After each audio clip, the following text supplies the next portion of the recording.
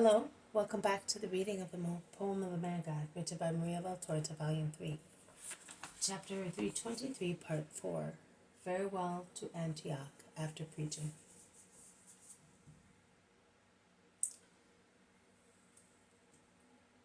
Only after some time the listeners begin to speak, and Philip is the first, addressing Peter. Is John, the teacher, not speaking? He will always be speaking to you. Leave him now in his peace, and let us be alone with him for a little while. Saba, do what I told you, and you as well, O good Berenice. They all go out, and only the 8 apostles and the two disciples are left in the large room. There is grave silence. They all look rather pale. The apostles because they know what is about to happen, and the 2 disciples because they foresee it. Peter opens his mouth to speak, but finds only these words: Let us pray. And he intones the Our Father. Then, and he is really so pale that he will probably not look like this when he dies, he says, going between the 2 and laying his hands on their shoulders, We have now to part, my children. What shall I say to the Lord on your behalf? He will certainly be anxious to hear about your spiritual state. Syntyche falls on her knees, covering her face with her hands, and John imitates her.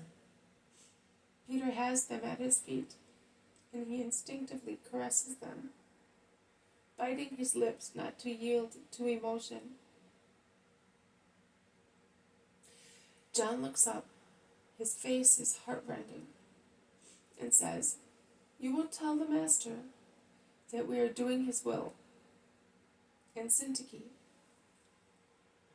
and ask him to help us fulfill it until the end. Tears prevent longer sentences. All right, let us kiss one another goodbye. This hour was to come.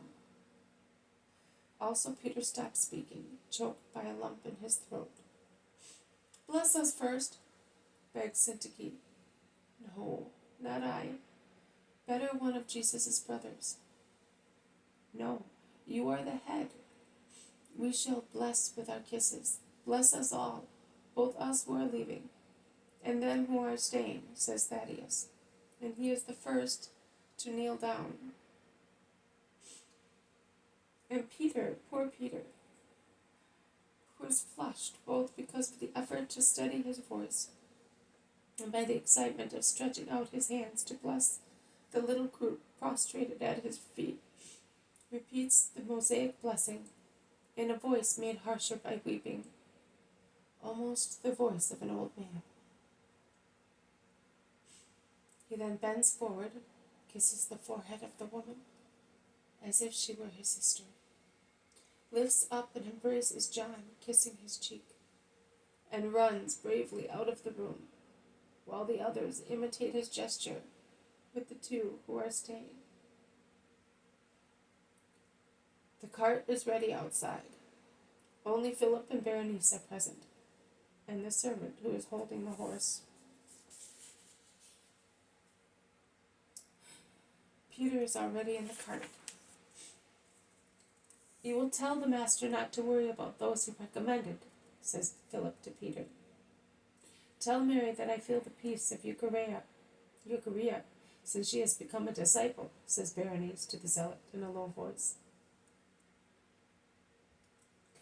Tell the Master, Mary, everybody, that we love them, and that goodbye. Oh, we will never see them again. Goodbye, brothers. Goodbye. The 2 disciples run out into the street, but the cart, which left at a trot, has already gone round the corner, disappeared. Syntyche, John, we are alone. God is with us. Come, poor John. The sun is setting. It will do you no good to stay here. The sun has set forever, as far as I am concerned. Only in heaven will it rise. It will rise again. And they go back to the room where they were before with the others. They lean on a table, weeping without restraint. Jesus says, and the torture brought about by a man, wanted only by a wicked man, was accomplished, stopping as a river stops in a lake after completing its course. I wish to point out to you how also Judas of Alphaeus, although more nourished with wisdom than the others, explains the passage of Isaiah, dealing with my suffering as Redeemer in a human way. And everybody in Israel did the same, as they refused to accept the prophetic reality, and they contemplated the prophecies on my sorrows as allegories and symbols. The grave error whereby in the hour of redemption only very few people were able to still see the Messiah in the convent. Faith is not only a wreath of flowers, it contains also thorns. And he is holy who believes both in the hours of glory and in those of tragedy, and loves God, whether he covers him with flowers or lays him on thorns.